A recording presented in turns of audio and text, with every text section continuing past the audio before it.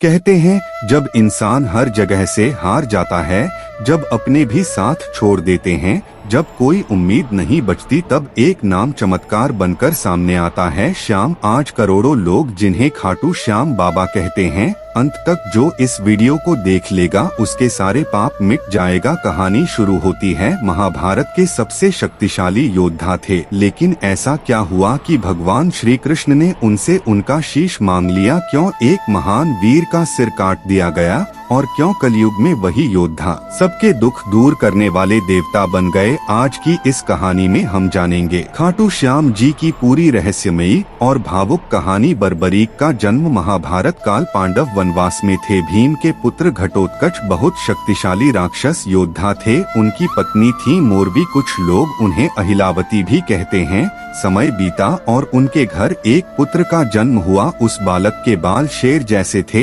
इसलिए उसका नाम रखा गया बर्बरीक। जन्म से ही उसमें अद्भुत शक्तियाँ थीं। उसकी आंखों में तेज था, दिल में दया थी और मन में भगवान के लिए असीम भक्ति। बचपन से महान योद्धा बर्बरीक बचपन से ही धनुष चलाने में माहिर थे। वह घंटों जंगलों में अभ्यास करते, उनका निशाना कभी नहीं चूकता था। लेकिन सबसे खास बात थी उनका दिल। वह कभी किसी कमजोर पर अत्याचार नहीं होने देते थे। अगर कोई दुखी होता तो बर्बरीक तुरंत उसकी मदद करते। उनकी माँ हमेशा कहती थी, बेटा सच्चा वीर वही होता है जो कमजोरों की रक्षा करे। इन शब्दों ने बर्बरीक के जीवन को बदल दिया। माँ को दिया वचन। एक दिन बर्बरीक युद्ध पर जाने लगे, तब उनकी माँ ने कहा, बेटा तुम हमेशा हारने वाले पक्ष का साथ देना। बर्बरीक ने तुरंत सिर झुकाकर कहा, माँ मैं वचन देता हूँ कि मैं हमेशा कमजोर और हारने वालों का साथ दूंगा। उन्हें नहीं पता था यही वचन आगे चलकर इतिहास बदल देगा। समय बीता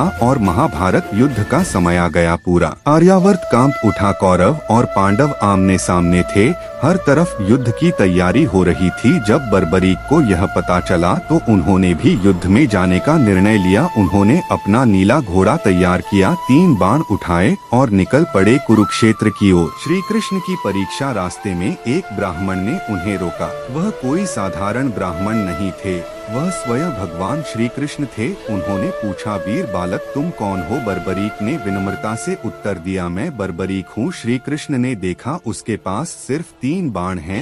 उन्होंने मुस्कुराकर पूछा, सिर्फ 3 बाण लेकर युद्ध जीतोगे? बर्बरीक बोले, प्रभु एक ही बाण काफी है। श्री कृष्ण चौंक गए। पीपल के पेड़ की परीक्षा। श्री कृष्ण ने बर्बरीक की परीक्षा लेने का सोचा। उन्होंने पास के एक पीपल के पेड़ की ओर इशारा किया, अगर तुम्हारे बाण इतने शक्तिशाली हैं तो इस पेड़ के सभी पत्तों को भेद कर दिखाओ। बर्बरीक मुस्कुराए। उन्होंने आंखें बंद की, भगवान का स्मरण किया और बाण चला दिया। बाण बिजली की गति से उड़ने लगा। एक एक करके उसने सारे पत्तों को छेद दिया, लेकिन तभी एक पत्ता श्री कृष्ण ने अपने पैर के नीचे छुपा लिया। बाण अचानक श्री कृष्ण के पैर के चारों ओर घूमने लगा। बर्बरीक बोले, प्रभु आपके पैर के नीचे भी एक पत्ता है। श्री कृष्ण समझ गए यह योद्धा अजय है। सबसे बड़ा संकट अब श्री कृष्ण सोच में पड़ गए। अगर बर्बरीक युद्ध में गए तो क्या होगा? क्योंकि उनका वचन था हारने वाले पक्ष का साथ देना। पहले कौरव हारेंगे तो बर्बरीक उनका साथ देंगे, फिर पांडव कमजोर पड़ेंगे तो वह पांडवों की तरफ आ जाएंगे। ऐसा करते करते अंत में सिर्फ बर्बरीक ही बचेंगे। पूरा संसार विनाश में डूब जाएगा। श्री कृष्ण ने मांगा शीश। श्री कृष्ण ने गंभीर होकर कहा, यदि तुम सच में दानी हो तो मुझे दान दो। बर्बरीक बोले, मांगिए प्रभु। श्री कृष्ण बोले, मुझे तुम्हारा शीश चाहिए। चारों तरफ सन्नाटा छा गया,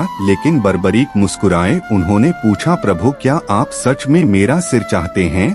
श्री कृष्ण ने कहा, सबसे महान बलिदान। बर्बरीक समझ गए कि यह कोई साधारण ब्राह्मण नहीं। उन्होंने हाथ जोड़कर कहा, प्रभु मेरा सौभाग्य है कि मेरा शीश आपके काम आए। उन्होंने बिना एक पल सोचे अपना सिर दान कर दिया। यह देखकर देवता भी रो पड़े। स्वयं श्री कृष्ण की आंखें नम हो गईं। युद्ध देखने की इच्छा। शीश दान करने से पहले बर्बरीक ने एक इच्छा रखी। उन्होंने कहा, प्रभु मैं महाभारत युद्ध देखना चाहता हूँ। श्री कृष्ण ने उनका सिर एक ऊंची पहाड़ी पर रख दिया। वहाँ से बर्बरीक ने पूरा युद्ध देखा। युद्ध खत्म होने के बाद 18 दिनों बाद युद्ध समाप्त हुआ। पांडव जीत गए। तब सभी में विवाद हुआ, सबसे बड़ा योद्धा कौन था। तब श्री कृष्ण बोले, इसका उत्तर बर्बरीक देंगे क्योंकि उन्होंने पूरा युद्ध देखा है। सब बर्बरीक के पास पहुँचे। उन्होंने कहा, मैंने युद्ध में सिर्फ श्री कृष्ण का सुदर्शन चक्र चलते देखा, असल में जीत सिर्फ श्री कृष्ण की थी। खाटू श्याम नाम कैसे पड़ा। बर्बरीक की भक्ति और बलिदान देखकर श्री कृष्ण भावुक हो गए। उन्होंने कहा, कलयुग में तुम मेरे नाम श्याम से पूजे जाओगे। जो हारा हुआ होगा, जिसका कोई सहारा नहीं होगा, तुम उसका सहारा बनोगे, तभी से बर्बरीक कहलाए खाटू श्याम जी। खाटू श्याम सिर्फ भगवान नहीं, एक विश्वास है।